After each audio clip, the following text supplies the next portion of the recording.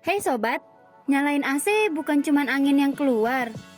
Muncul juga suara berisik yang terdengar. Ternyata suara berisiknya muncul dari blower. Kenapa bisa begitu ya sobat? Salah satu penyebabnya karena bearing blower yang sudah aus. Suara blower AC mobil berisik bikin kenyamanan berkendara pun jadi terusik. Rawat dan cek berkala blower AC mobil kamu di dokter mobil. Gratis pengecekan di semua cabang dokter mobil. Ayo baca deskripsi untuk lakukan reservasi dan penjelasan selengkapnya.